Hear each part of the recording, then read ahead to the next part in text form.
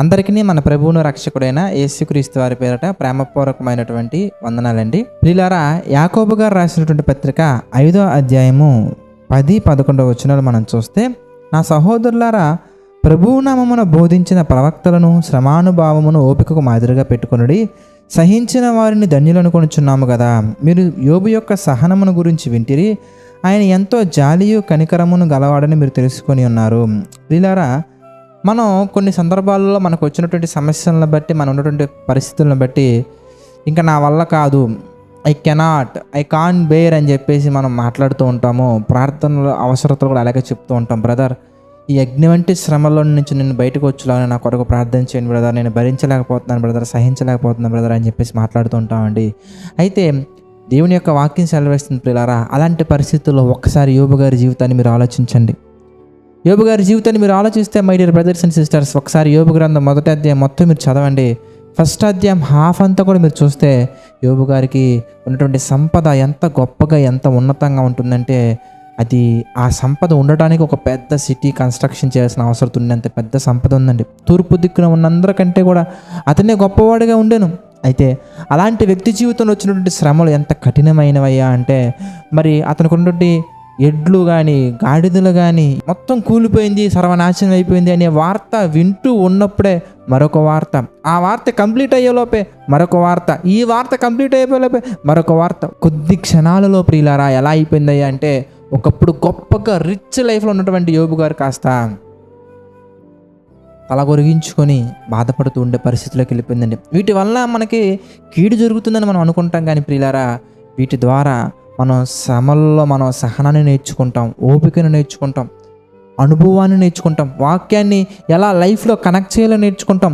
మన జీవితంలో ఏదైనా పొరపాట్లు జరిగి ఉంటే కనుక ఆ పొరపాట్లు ఎక్కడ జరిగాయి, ఏ విధంగా జరిగాయని తెలుసుకుంటాం. అన్నిటికంటే ముఖ్యంగా my dear brothers and sisters, మనతో ఉన్నటువంటి వారు, మనతో ఉంటున్నటువంటి వారు నిజంగా ఉండేవారెవరు, నటించేవారెవరు అనే విషయం మనకి డీటెయిల్డ్గా మనకు అర్థమైపోద్దండి.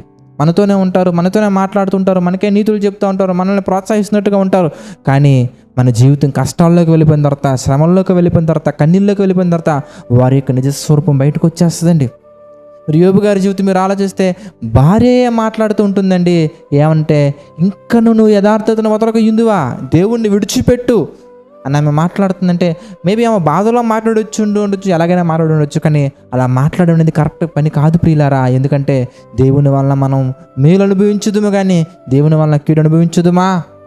ఏమండి, యోబు గారు ఒక ధనవంతుడిగా ఉన్నప్పుడు, ఒక గొప్ప వ్యక్తిగా ఉన్నప్పుడు, మరి అతను తూర్పు దిక్కున అందరికంటే కూడా గొప్పవాడుగా ఉన్నప్పుడు, అతను చుట్టూ ఉన్న వారందరిలో కూడా ఎవరు కూడా యోబు గారు కష్టాల్లో ఉన్నప్పుడు వచ్చినట్టుగా మనకు కనిపించదండి. నీ జీవితంలో, నా జీవితంలో కూడా ఈరోజు అన్ని ఆనందమైనటువంటి జీవితం ఉంటే, అన్ని ఆనందమైనటువంటి పరిస్థితుల్లో ఉంటే మనతో ఉండేవారు ఎవరో మనకి ఎలా అర్థమవుతుందండి?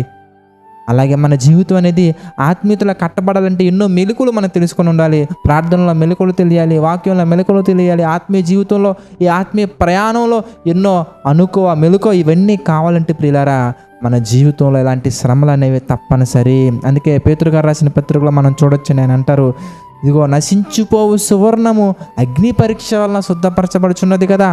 బంగారంలో ఉన్నటువంటి నశించిపోయే తత్వం అనేది కనిపించకుండా పోవాలి అంటే, మేలిమి బంగారం బయటికి రావాలంటే, ద గ్రేట్ షైనింగ్ అనేది రావాలంటే అది అగ్ని పరీక్షలో వెళ్ళబడాలి. అదేవిధంగా నీలో ఉన్నటువంటి క్యారెక్టర్, ఒరిజినల్ క్యారెక్టర్ అనేది తెలియబడాలంటే నీవు కూడా ఇలాంటి శ్రమల్లో వెళ్ళగలగాలి. ఒక్కవేళ కనుక నువ్వు ఈ శ్రమల్లో పడిపోక నిలబడగలిగితే, కొద్ది దినాలకే, మేబీ కొద్ది సంవత్సరాలకే మన జీవితం ఎలా మారిపోయిద్దయ్యా అంటే, యోబు గ్రంథం మనం చూద్దామండి.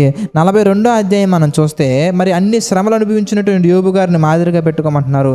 ఎందుకంటే శ్రమలలో, కష్టాలలో, కన్నీళ్ళలో, కలవరపడే పరిస్థితుల్లో పడిపోకుండా నిలబడగలిగితే గనక, యోబు గ్రంథం 42వ అధ్యాయం 12వ వచనం మనం చూస్తే, యెహోవా యోబును మొదట ఆశీర్వదించినంత కంటే, సచ్ ఎ గ్రేట్ న్యూస్, మొదట ఆశీర్వదించినంత కంటే మరి అధికముగా ఆశీర్వదించను. అధికమైనటువంటి మేలు పొందుకోవాలని చెప్పేసి మనం మాట్లాడుకోవటం కాదండి. ప్రభువా, నా జీవితంలో రెట్టింపు ఆశీర్వాదాలు ఇవ్వయ్యా, అధికమైన మేలు దయచేయని మనం ప్రార్థన చేయటం కాదండి. ప్రవర్తనలో మనం ఎలా ఉండాలంటే, మనల్ని పడవేసే పరిస్థితులు మన చుట్టూ ఎన్ని ఉన్నా కానీ, నా అనుకున్న వాళ్ళు మనం దెబ్బతీయటం కొరకు మాట్లాడుతున్నా కానీ, కృంగిపోయే పరిస్థితులు ఎదురైనా కానీ, సహించలేని శ్రమలు మనకు వచ్చినా కానీ, యోబు గారిని మాదిరిగా పెట్టుకొని యోబు గారు ఎలా ఉన్నారో మనం చూసి నోటి మాట వలన కూడా పాపము చేయలేదని రాయబడి ఉంటుందండి యోబు గారి గురించి. నోటి మాట వలన కూడా పాపము చేయలేదు. ఇంకా మనం చూస్తే 1వ అధ్యాయం మనం చూస్తానండి. 1వ అధ్యాయము 21వ వచనం మనం చూద్దామండి. నేను నా తల్లి గర్భములో నుండి దిగంబరినై వచ్చితిని, దిగంబరనై అక్కడికి వెళ్ళేదను. యెహోవా ఇచ్చెను, యెహోవా తీసుకుని పోయెను, యెహోవా నామమునకు స్తుతి కలుగునుగాక.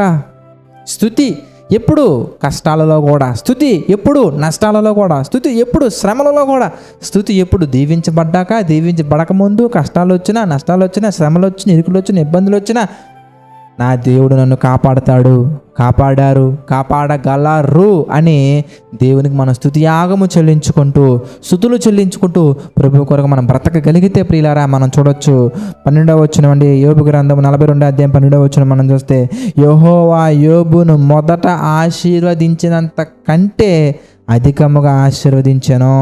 అతనికి 14,000 గొర్రెలను, 6,000 ఒంటెలను, 1,000 జతల ఎడ్లను, 1,000 ఆడుగాడిదలను కలిగెను. మరియు అతనికి 7 కుమారులను 3 కుమార్తెలను కలిగిరి. కనుక అంత గొప్ప ఆశీర్వాదం మనం పొందుకోవాలంటే మన భక్తి జీవితం అంతంతగా ఉండకూడదండి, అంతకంతగా ఉండాలి. అంతకంతకు వర్ధిల్లాలి కానీ అంతంత మాత్రంగా ఉండకూడదు. కనుక ప్రియులారా, మనం అంతకంత రెట్టింపు దీవెనలు మనం పొందాలంటే మనం ఏం చేయాలంటే శ్రమల్లో కూడా స్తుతించగలగాలి, శ్రమలను సహించగలగాలి, ప్రవక్తలను మనం మాదిరిగా పెట్టుకోవాలి.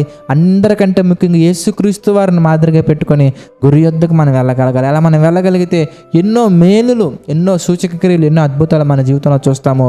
ఆత్మ సంబంధమైనవి ఇంకా ఎక్కువగా మనం చూస్తాము. ప్రార్థన చేసుకుందామండి. ప్రార్థన. దయగల తండ్రి, ప్రేమగల దేవ, పరిశుద్ర, సకల ఆశీర్వాదములకు కారణభూతులైన తండ్రి, అనేకమైన విషయాలు మా జీవితాల్లో జరిగించి మీ చిత్త ప్రకారం నడిపించి ముందుకు తీసుకువెళ్తున్నందుకు కృతజ్ఞతాస్తుతులు చెల్లించుకున్నాము తండ్రి.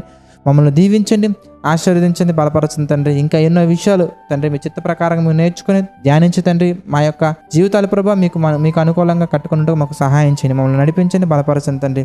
దేవా, ఆర్థిక, ఆరోగ్య, మానసిక సమస్యల్లో కృంగిన ప్రతి ఒక్కరిని మీరు దీవించండి, ఆశీర్వదించండి తండ్రి. మీ చిత్తమైతే మేము ఇంకా ఎన్నో విషయాలు, ఎన్నో కార్యక్రమాలు తండ్రి జేసీ చర్చ్ ద్వారా మేము చేస్తూ అనేక మందికి మాదిరిగా, అనేక మంది దీవెనకరంగా మా తండ్రి ఈ పరిచర్య ఉన్నట్లుగా సహాయం చేయండి తండ్రి. సమస్త మహిమ ఘనత ప్రభావాలు మీకే చెల్లించుకుంటూ ఈ పరిచర్యలో మా తండ్రి పాలిభాగస్తులు అవుతున్న ప్రతి ఒక్కరిని మీరు దీవించమని, ఆశీర్వదించమని, బలపరచమని మా ప్రభువును రక్షకుడైన యేసుక్రీస్తు వారి పేరిట ప్రార్థన అడిగి వేడుకొనుచున్నాము తండ్రి. ఆమేన్. అందరికీ వందనాలండి. God bless you all.